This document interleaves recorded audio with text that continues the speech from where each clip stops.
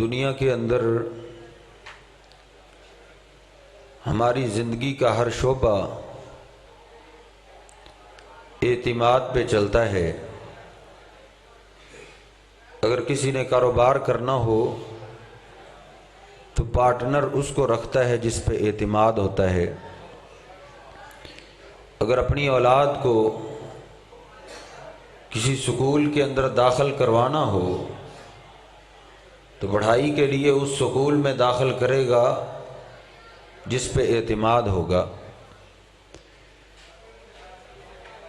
اگر کسی نے لمبا سفر کرنا ہو ہر گاڑی پہ نہیں بیٹھے گا بلکہ اس گاڑی پہ بیٹھے گا جس پہ اعتماد ہوگا۔ انسان ہے، ایک 100 روپے کا نوٹ بھی یہ بغیر اعتماد پہ نہیں دیتا، قدم قدم پہ اس کو اعتماد کی ضرورت ہے۔ اسی لیے ہمیں چاہیے کہ سب سے زیادہ اعتماد اپنے محبوب پیغمبر جناب محمد الرسول اللہ صلی اللہ علیہ وسلم پہ کریں، کیونکہ ہم مسلمان ہیں، ہم نے آپ کو اللہ کا رسول مانا ہے۔ اعتماد ہے تو کامیابی ہے، اعتماد نہیں تو پھر ناکامی ہے۔ کاتب وحی سیدنا عبداللہ بن عمرو بن عاص رضی اللہ تعالیٰ عنہ فرماتے ہیں کہ مجھے اپنے محبوب پیغمبر کی زبان پہ اتنا اعتماد اور یقین تھا کہ آپ کی زبان سے جو بول نکلتا میں فوراً لکھ لیتا تھا۔ آپ بول رہے ہیں، غصے میں ہیں یا خوشی میں ہیں، آپ کی زبان سے جو نکلتا ہے میں فوراً لکھ لیتا۔ کبھی بھی میں نے اپنے محبوب پیغمبر کے ایک لفظ کو بھی ضائع نہیں کیا۔ میرے اس انداز کو دیکھ کر قریش کے سرداروں نے کہا، عبداللہ تم عجیب انسان ہو، اپنے محبوب کی ہر بات ہی لکھ لیتے ہو۔ وَرَسُولُ اللَّهِ بَشَرٌ يَتَكَلَّمُ فِي الْغَضَبِ وَالرَّضَاءِ، اور اللہ کے حبیب بھی تو بشر ہیں، کبھی غصے کے موڈ میں ہوتے ہیں، کبھی خوش طبعی کے مزاج میں ہوتے ہیں، تم ہر بات ہی لکھ لیتے ہو۔ سیدنا عبداللہ کہتے ہیں میں نے اپنے آپ کو لکھنے سے روک دیا، لیکن میں نے شکایت کر دی، آقا بات یہ بڑی غور طلب اور سمجھنے والی ہے، خطابات آپ سن چکے ہیں، تقریر نہیں کروں گا، صرف سمجھنا اور سمجھانا چاہتا ہوں۔ میں نے عرض کی، آقا پہلے تو میں آپ کی ہر بات لکھ لیتا تھا، اب نہیں لکھتا، کیونکہ قریش کے سرداروں نے مجھے روک دیا کہ آقا کبھی خوشی میں ہوتے ہیں، کبھی غم میں ہوتے ہیں، کبھی غصے کے لہجے میں ہوتے ہیں، ہر بات نہ لکھا کرو، چلو کم از کم پوچھ لیا کرو آقا اس بات کو لکھوں یا نہ لکھوں۔ نبی رحمت علیہ السلام فرماتے، اکتب عبداللہ، عبداللہ اس زبان سے جو نکلتا ہے فوراً لکھ لیا کرو، کیونکہ والذی نفس محمد بیدہ ما یخرج منہ الا الحق، اے عبداللہ مجھے میرے رب کی قسم ہے اس زبان سے جو نکلتا ہے حق ہی نکلتا ہے۔ میری کیفیت غصے والی ہو یا خوشی کے موڈ میں ہوں، اس زبان سے حق کے سوا کچھ نہیں نکلتا۔ سب سے زیادہ اعتماد کے لائق یہ زبان ہے۔ وہ اب تو اللہ رب العزت نے پابندی لگا دی ہے، وما ينطق عن الهوى ان هو الا وحی یوحی، لوگو ہر آدمی اپنی مرضی سے بولتا ہے، صرف میرا محبوب پیغمبر ہے جو اپنی مرضی سے کلام نہیں کرتا، بولتے ہی اس وقت ہیں جب ان کی طرف وحی کی جاتی ہے، اپنی مرضی سے بات ہے ہی نہیں، اللہ کی مرضی سے کلام کرتے ہیں۔ بلکہ اللہ رب العزت نے گارنٹی دی ہے، میرے اور آپ کے محبوب پیغمبر کی شان بیان کی ہے کہ کائنات کے لوگوں سب سے زیادہ اعتماد اس ہستی پہ کرو، وَلَوْ تَقَوَّلَ عَلَيْنَا بَعْضَ الْأَقَاوِيلِ لَأَخَذْنَا مِنْهُ بِالْيَمِينِ ثُمَّ لَقَطَعْنَا مِنْهُ الْوَتِينَ۔ ہمارا محبوب پیغمبر اگر اپنی طرف سے اپنی رائے سے صحابہ کے مشورے سے ہمارے دین کے اندر ایک لفظ بھی اپنی طرف سے داخل کر دیتا تو ہم اپنے محبوب کو دائیں ہاتھ سے پکڑ کے گردن کاٹ کے رکھ دیتے. ہم نے اپنے محبوب کو زندہ نہیں چھوڑنا تھا. اعتماد کرو اس ہستی پہ. انہوں نے جو بولا ہے اپنے رب کی وحی سے بولا ہے. اس لیے میرے محترم بھائیوں سب سے زیادہ اس ہستی پہ اعتماد کرنا چاہیے. آئیے دیکھیے صحابہ اکرام نے اعتماد کیا ہے اور حق ادا کیا ہے. نبی علیہ السلام کے پاس مرد نہیں، ایک خاتون آئی ہے، سیاہ اس کی رنگت ہے، جوانی کے ایام میں آئی ہے. صحیح البخاری میں عرض کرتی آقا انی اسراؤ، آپ سنتے رہتے ہیں صرف اشارہ کرنا ہے. آقا مجھے مرغی کا دورہ پڑتا ہے، میرے لیے دعا کر دیجئے ان یعافینی کہ میرا رب مجھے صحت دے دے. نبی علیہ السلام فرماتے ہیں ان شئتی دعوت اللہ ان یعافیکی، اگر تم چاہتی ہو تو دعا کر دیتا ہوں، میرا رب تجھے فوراً صحت دے دے گا، شفا دے دے گا. لیکن ایک میرا مشورہ ہے ان صبرتی ولک الجنہ، اگر اس بیماری پہ صبر کرو، دعا نہ کرواؤ تو اس صبر کے بدلے میرا رب تجھے جنت عطا کرے گا.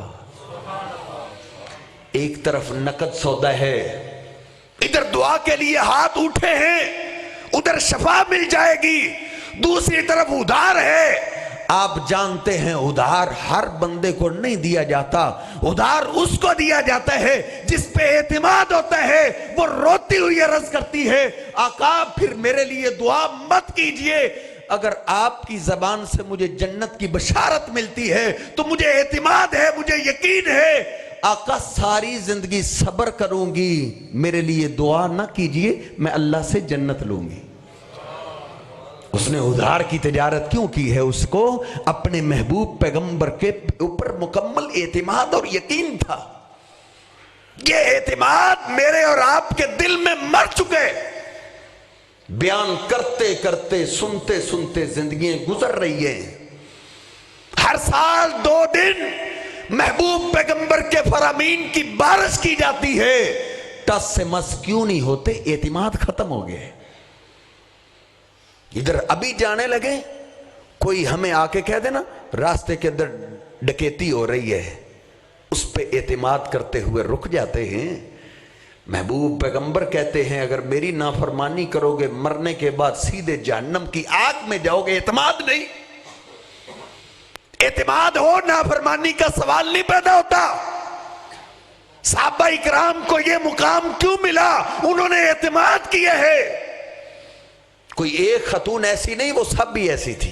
صحیح البخاری میں ہے نبی رحمت علیہ السلام نے عید کا خطبہ دیا ہے. آپ نے سمجھا کہ عورتوں تک میری آواز نہیں پہنچی، آپ گئے عورتوں کے پاس، ان کو گھنٹے 2-3 گھنٹے کا لیکچر نہیں دیا، ان کو مطمئن کرنے کے لیے کوئی لچھے دار خطاب نہیں کیا، بلکہ آپ نے جاتے ہی کہا ہے یا معاشر النساء تصدقنا انی اریتکن اکثر اہل النار. صرف 4 الفاظ بولے ہیں، اے عورتوں کی جماعت صدقہ کرو، صدقہ کرو، کیونکہ میں نے تمہاری کثرت جہنم کی آگ میں دیکھی ہے. جہنم کے اندر مرد کم ہیں، عورتیں زیادہ تھی. صدقہ کرو. وَلَوْ مِنْ حُلِيِّكُنَّ، اے عورتوں کی جماعت تمہارے پاس پیسے نہیں ہیں، عید کا موقع ہے، زیورات پہن کے آئی ہو نا، جہنم کی آگ سے بچنا چاہتی ہو، صدقہ کرو. سیدنا بلال کہتے ہیں اللہ کی قسم میں نے دامن کو پھیلا دیے ہیں، میں نے دیکھا ہے وہ ساری کی ساری عورتیں جو زیور پہن کے آئی تھی انہوں نے فوراً ہی اپنے سارے زیور اتار کے میری جھولی میں ڈال دیے ہیں. کیوں جھولی میں ڈالے ہیں؟ میں نے عرض کیا نا، اعتماد کے بغیر کوئی کسی کو 1 تولہ سونے کا دینے کے لیے تیار نہیں ہے. ادھر سارے زیورات سیدنا بلال کی جھولی میں کیوں آئے ہیں؟ اعتماد تھا. تو یار ان کی عورتوں کے اعتماد پہ قربان جائیں. ایک بچی کے اعتماد کو میں نے پڑھا ہے، اس نے تو ساری امت کو حیران کر کے رکھ دیا ہے. محبوب پیغمبر نے جلیبیب جو گاہے بگاہے پھیری لگایا کرتا تھا، محبوب پیغمبر نے اس کو کہا جلیبیب کیا شادی کرنا چاہتے ہو؟ کہا پھیری لگانے والے کو کون رشتہ دے گا؟ کہا تجھے میں رشتہ لے کے دیتا ہوں، تم شادی کرنے کے لیے تیار ہو جاؤ، میں تیری شادی کرتا ہوں۔ سیدنا جلیبیب کہتے ہیں آقا اگر آپ کرنا چاہتے ہیں تو کر لیں، وگرنہ مجھے کوئی رشتہ نہیں دے گا۔ کہا جاؤ فلاں انصاری سردار کے گھر کے اندر چلے جاؤ اور اس کو کہو محبوب نے بھیجا ہے مجھے اپنی بیٹی کا رشتہ دے دو۔ گھر آیا، سہما ہوا ہے، ڈرا ڈرا دروازے کو دستک دیتا ہے کہ اندر سے کیا جواب آئے گا۔ اللہ کی قسم اٹھا کے کہتا ہوں میں نے مسند احمد کے اندر پڑھے ہے اس گھر نے کئی رشتوں کو رد کر دیا تھا۔ کسی گھر کو بچی نہیں مان رہی، کسی کو والدین نہیں پسند کر رہے، کئی گھر والوں کو جواب دے چکے تھے، ڈرا ڈرا دروازے تک پہنچے ہیں، دل کانپ رہا ہے، دروازے کو دستک دی ہے، گھر سے سردار نکلے ہیں، کہا مبارک ہو اللہ کے پیغمبر نے تمہاری بیٹی کا رشتہ مانگا ہے۔ کہا ہم تو خوش نصیب ہے، محبوب پیغمبر کے گھر کے اندر ہماری بیٹی۔ کہا نہیں، آقا نے رشتہ مانگا ہے تمہاری بیٹی کا میرے لیے۔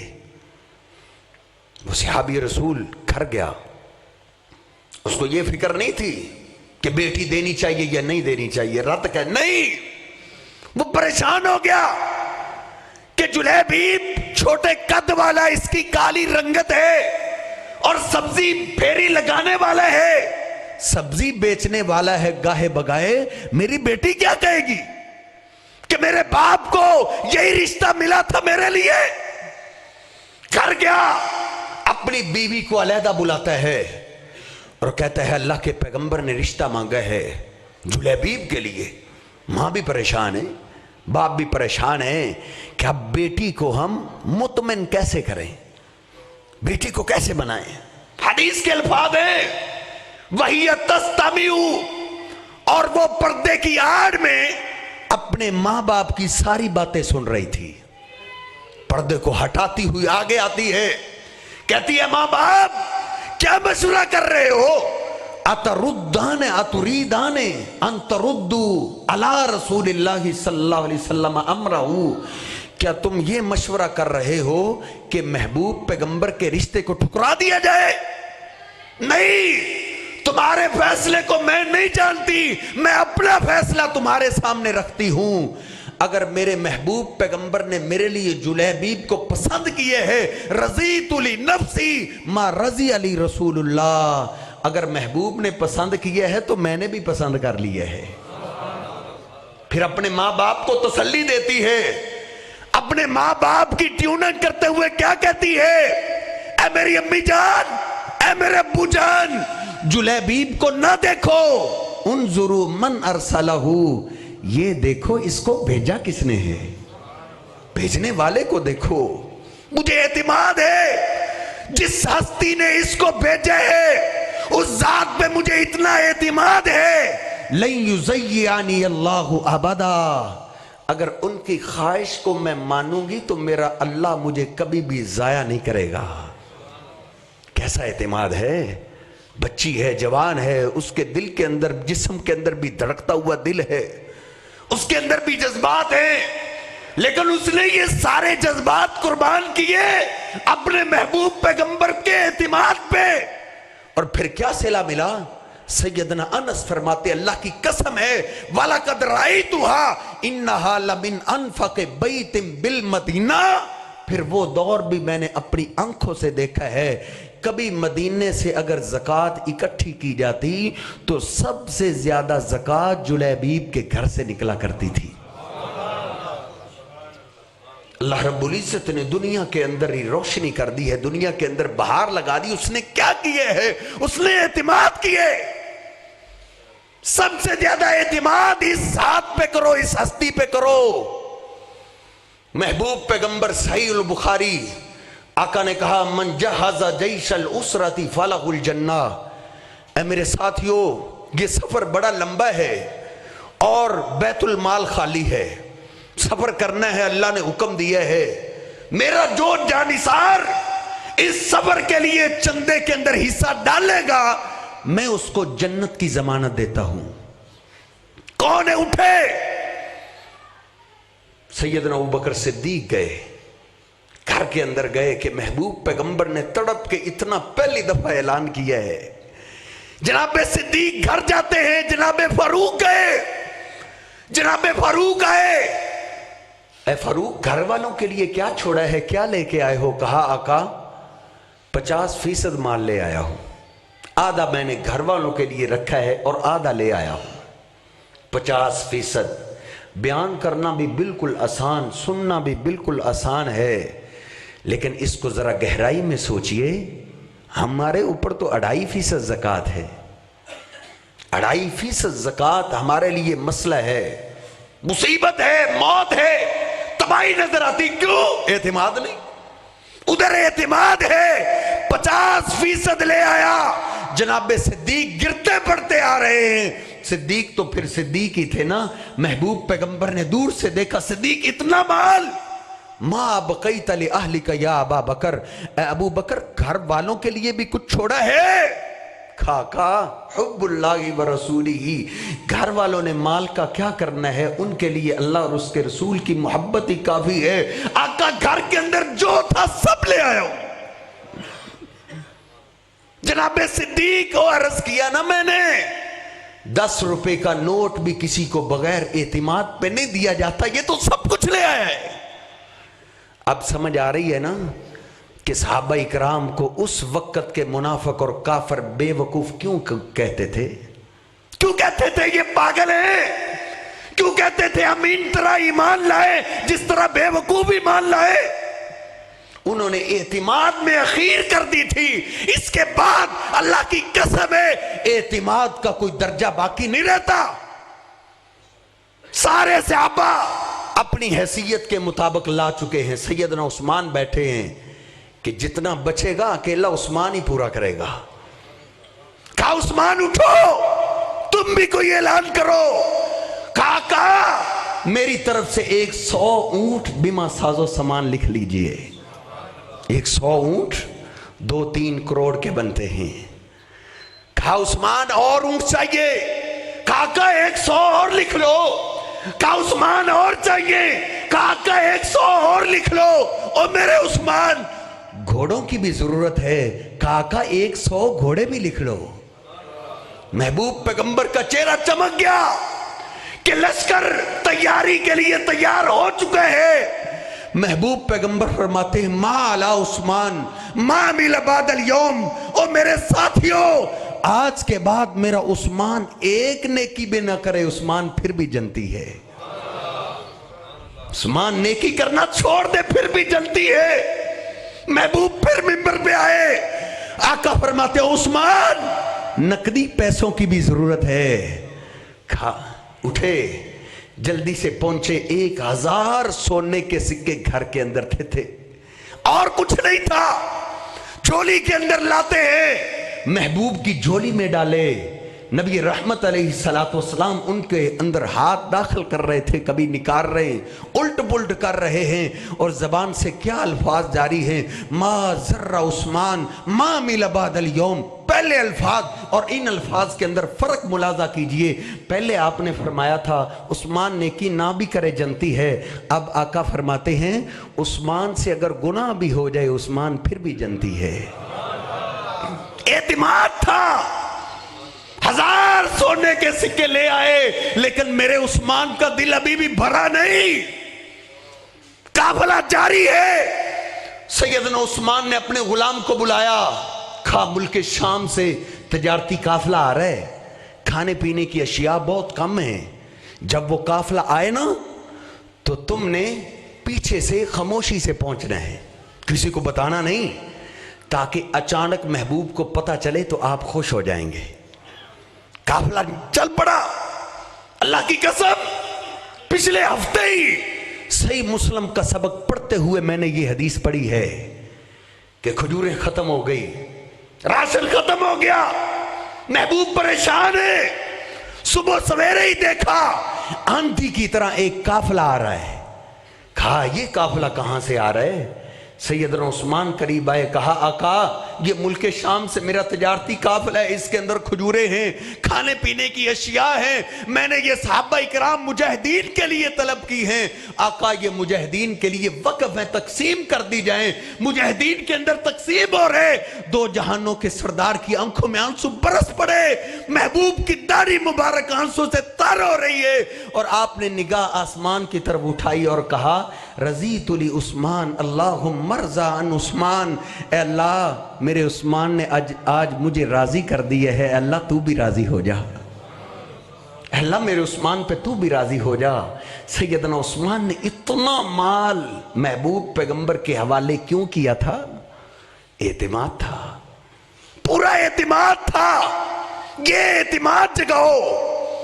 محبوب پیغمبر علیہ السلام نے نا ایک دیہاتی سے گھوڑا خریدا، کہا چلو اتنے پیسے طے ہو گئے، گھر چل کے تجھے پیسے دیتا ہوں۔ نبی علیہ السلام آگے آگے، وہ پیچھے پیچھے۔ آپ نے پیچھے مڑ کے دیکھا تو وہ کسی اور وپاری کو وہ گھوڑا بیچ رہا تھا۔ نبی علیہ السلام پریشان ہو گئے، کہا یہ تو گھوڑا آپ نے مجھے بیچ دیا ہے، آپ دوبارہ بیچ رہے ہیں؟ اس نے کچھ ریٹ زیادہ لگا دیا تھا۔ وہ کہتا نہیں میں نے تو نہیں بیچا، بات ہو رہی ہے، وہ آپ سے الجھ رہے۔ یہ الجھاؤ کو سن کر صحابہ اکرام قریب آئے۔ وہ کہتا ہے اگر تجارت ہوئی ہے، آپ نے خریدا ہے تو کوئی گواہ بھی تو ہونا چاہیے، گواہی پیش کرو، کوئی ہے آپ کا گواہ؟ محبوب پیغمبر خاموش ہیں کہ جب میں نے اس سے گھوڑا خریدا تھا اس وقت پاس تو کوئی بھی نہیں تھا۔ آپ خاموش ہی ہیں تو سیدنا خزامہ بولے، خزیمہ کہتے ہیں اگر تجھے گواہ چاہیے تو گواہی میں دیتا ہوں، میرے محبوب پیغمبر نے تجھ سے گھوڑا خریدا ہے، میں گواہی دیتا ہوں۔ کہا اگر گواہی مل گئی ہے پیسے دو، گھوڑا لے جاؤ۔ نبی علیہ السلام نے گھوڑا تھاما، وہ پیسے لے کر چلا گیا۔ آپ بات کے اندر پوچھتے ہیں خزیمہ یار تم تو ادھر موجود نہیں تھے جب میں نے اس سے خریدا تھا، تم نے گواہی کیسے دے دی؟ گواہی تو آپ تب دیتے اگر آپ ادھر موجود ہوتے۔ کہا میری آنکھوں کو غلطی لگ سکتی ہے لیکن آپ کی زبان سے نکلا ہوا جملہ غلط نہیں ہو سکتا۔ جب آپ نے کہہ دیا ہے میں نے خریدا ہے تو میری آنکھوں کو دیکھنا ضروری نہیں ہے، آپ کا فرما دینا میرے لیے کافی ہے۔ آقا یہ تو ایک گھوڑا ہے، آپ کے کہنے پہ ہم نے جنت اور جہنم کو مان لیا ہے، یہ گھوڑا کیا چیز ہے؟ محبوب پیغمبر نے فرمایا میرے صحابہ اگر آئندہ سے تمہیں دو مردوں کی گواہی چاہیے ہو، دو مردوں کی گواہی کی ضرورت ہو، اگر ادھر تمہیں میرا ایک خزیمہ مل جائے نا گواہی کے لیے تو دو مردوں کی طرف سے اس ایک کی گواہی قبول کر لیا کرو۔ اس لیے میرے محترم بھائیو، اگر اللہ کے ہاں ہم اعتماد چاہتے ہیں، اللہ کے ہاں مقام چاہتے ہیں، عظمت چاہتے ہیں، پوری کائنات کا نظام اللہ رب العزت چلا رہا ہے۔ اللہ رب العزت کو سب سے زیادہ محبت اور پیار میرے اور آپ کے محبوب پیغمبر سے ہے۔ اللہ مقام اس کو دیتا ہے جو اس کے محبوب پہ اعتماد کرتا ہے، جتنا اعتماد کرے گا اتنا مقام ملے گا۔ جناب عمر فاروق رضی اللہ تعالیٰ کے دروازے پہ زور سے دستک ہوئی، صحیح البخاری میں ہے، سیدنا عمر فاروق کب کبا اٹھے، چادر زمین پہ گھسٹتی آ رہی، دروازے کی طرف آ رہے۔ کہا کیا ہوا ہے؟ کہیں دشمن نے حملہ تو نہیں کر دیا؟ روم اور یمن کی فوجیں تو نہیں آ گئی؟ کہا نہیں عمر، اس سے بھی بڑا سانیہ پیش آ گیا۔ کہا کیا ہوا ہے؟ کہا یوں لگتا ہے محبوب پیغمبر نے اپنی بیویوں کو طلاق دے دیے۔ سیدنا عمر فاروق پریشان ہو گئے، پریشان ہوئے اور کیا کہتے ہیں اگر محبوب نے طلاق دی ہے تو میری بیٹی حفصہ کو بھی طلاق ہو گئی۔ سیدہ حفصہ سیدنا عمر فاروق رضی اللہ عنہ کی بیٹی ہے۔ ذرا تصور کیجئے، سوچئے میری اور آپ کی بیٹی یا بہن کو کوئی طلاق دے دے، ہم یہ نہیں دیکھتے کہ ہماری بیٹی یا بہن کی غلطی تھی، ہم اس سے پوری زندگی کے لیے راستے جدا کر دیتے ہیں، جینا مرنا ختم کر دیتے ہیں، لیکن ادھر بات اعتماد کی ہے۔ سیدنا عمر فاروق رضی اللہ تعالیٰ کی آنکھوں میں آنسو ہیں، کہتے ہیں اگر طلاق ہوئی ہے تو میری بیٹی حفصہ کو بھی طلاق ہو گئی. ہاں ذرا تحقیق کر لوں, پتہ کر لوں کہ محبوب پیغمبر نے طلاق دی ہے یا نہیں دی. اگر طلاق ہوئی تو آقا سے یہ نہیں پوچھوں گا طلاق کیوں دی ہے, یہ تو تب پوچھوں اگر اعتماد نہ ہو, یہ تو تب پوچھوں اگر اعتماد کے اندر شک ہو. نہیں, اگر محبوب نے طلاق دی ہوئی واقعتاً ہی میری بیٹی کی غلطی ہوگی, اس نے میرے محبوب پیغمبر کی گستاخی کی ہوگی. لَأَرْجِعَنَّ عَلَى بَيْتِ حَفْصَةَ لَأَضْرِبَنَّ عُنُقَهَا, آؤں گا اپنی بیٹی کے پاس آ کے آتے ہی گردن تن سے جدا کر دوں گا. میں اپنی بیٹی کو زندہ نہیں چھوڑوں گا. اس کو جرأت کیسے ہوئی ہے, اس نے میرے محبوب پیغمبر کا دل کیوں دکھایا ہے. ذرا سوچئے تو صحیح, یہ نہیں کہا اپنی بیٹی سے پوچھوں گا تجھے طلاق کیوں ہوئی ہے. نہیں, اگر محبوب نے طلاق دی ہے تو میری بیٹی کی غلطی ہے. مجھے یہ کسی نے نہیں بتایا کہ میری بیٹی کی غلطی ہے, نہ بیٹی نے نہ محبوب پیغمبر نے. میرے دل سے آواز آئی ہے, کیونکہ محبوب پیغمبر کا فیصلہ کبھی غلط نہیں ہو سکتا. تو پھر مقام کیا ملا ہے اللہ کے ہاں؟ اللہ کو سب سے زیادہ پیار اس ہستی سے ہے. اللہ اس کو مقام دیتا ہے جو اس کے محبوب پیغمبر پہ اعتماد کرتا ہے. رات کی تاریکی میں عمر فاروق کہتے ہیں آقا ایسے ہونا چاہیے. آقا فرماتے عمر اللہ نے ایسے نہیں کہا, میں کیسے مان لوں. صبح سویرے ہی محبوب پیغمبر مسکراتے ہوئے مسجد کی طرف آ رہے ہیں. کہا عمر کیا بات ہے, مجھے تو ایسے لگتا ہے اگر میرے بعد کوئی نبی ہوتا اللہ نے تجھے بنا دینا تھا. آقا کیوں؟ کہا تیرے مشورے کو میں نے نہیں مانا, لیکن تیرے مشورے کے مطابق اللہ نے رات کو قرآن بنا کے نازل کر دیا ہے. یہ مقام کیوں ملا تھا؟ انہوں نے اعتماد کیا تھا. کیا مقام. آقا فرماتے عمر تم بڑے عجیب انسان ہو. ما لقیک الشیطان سالکا فجا قط الا سالک فجا غیر فجک. اے عمر اگر شیطان تجھے کسی راستے میں دیکھ لے تو وہ اپنا راستہ تبدیل کر لیتا ہے. صحیح البخاری میں ہے آقا فرماتے میرا عمر کدھر ہے, میرے عمر کو لایا جائے. صحابہ حیران ہیں, آج عمر کے بڑے تذکرے ہو رہے ہیں. کہا آقا میرے ماں باپ آپ پہ قربان ہو, کیا آرڈر ہے؟ کہا عمر رات کو میں نے جنت کے اندر بڑا ہی عالی شان اور خوبصورت محل دیکھا ہے. میرے دل کے اندر خواہش پیدا ہوئی کاش یہ میرا محل ہو. میں نے پوچھا اس ارادے سے کہ یہی جواب ملے گا یہ محل آپ کا ہے, لیکن جب میں نے پوچھا یہ کس کا ہے تو مجھے جبریل نے بتایا یہ عمر فاروق کا ہے. ان کو یہ جنت کی بشارتیں کیوں ملی تھی؟ انہوں نے اعتماد کیا تھا. سیدنا ابوبکر صدیق رضی اللہ تعالیٰ سب سے زیادہ اعتماد اسی لیے تو مقام ہے, اسی لیے تو عظمت ہے, کیونکہ سب سے زیادہ اعتماد جناب صدیق کا. اتنا تو اعتماد کسی نے بھی نہیں کیا ہے. اللہ کی قسم ہے ایک دفعہ سیدنا عمر فاروق اور سیدنا ابوبکر صدیق کی باتوں کے اندر کچھ چپکلس ہو گئی تو نبی علیہ السلام کو اطلاع ملی. آپ نے کیا فرمایا؟ صحیح البخاری سپریم کورٹ کی روایت, کہا لا توزونی فی صاحبی, او میرے جانثارو میرے ساتھی ابو بکر کے بارے میں مجھے تکلیف نہ دیا کرو. لا توزونی فی صاحبی, ابو بکر کے بارے میں میرا دل نہ دکھایا کرو, کیونکہ مجھے میرے رب نے سچا دین دے کے بھیجا تھا. جب میں لے کے آیا میں نے وہ سچا دین تمہارے اندر پیش کیا.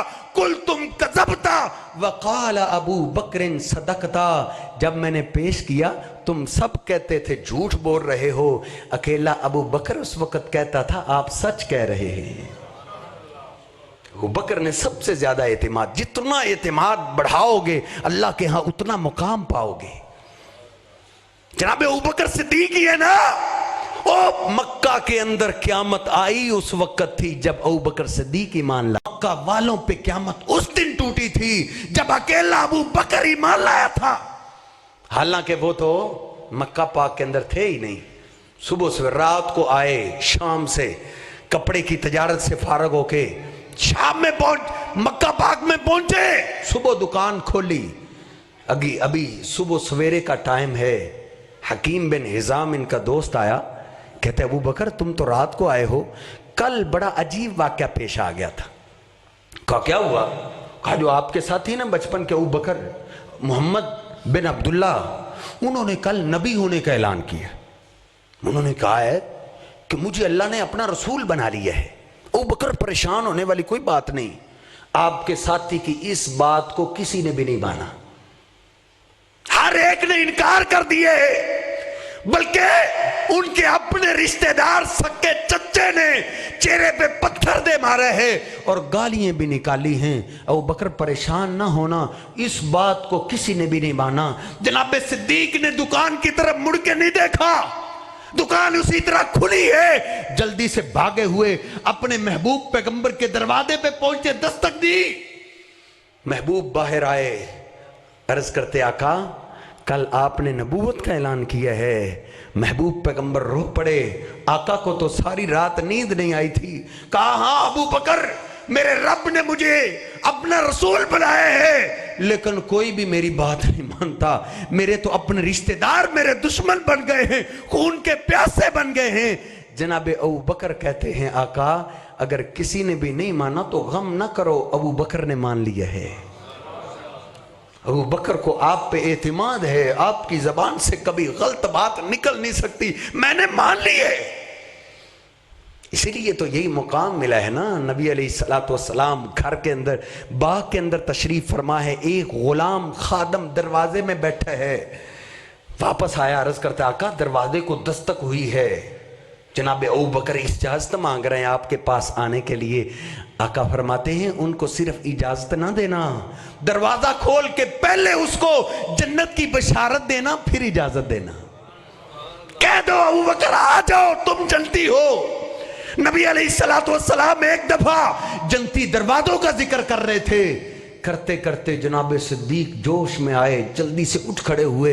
کہا آقا ہر انسان نے ایک ہی دروازے سے داخل ہونا ہے. حل یدعا احد من تلک الابواب کلیہا، کیا کوئی آپ کی امت کا ایسا خوش نصیب ہے جب جنت کے قریب پہنچے گا اس کے استقبال کے لیے جنت کے 8 دروازے کھول دیے جائیں؟ کہا ہاں ہاں ارجو ان تکون منہم، ابو بکر تم انہی میں سے ہو. تم جب جنت کے قریب پہنچو گے تیرے استقبال کے لیے میرا رب جنت کے 8 دروازے کھول دے گا.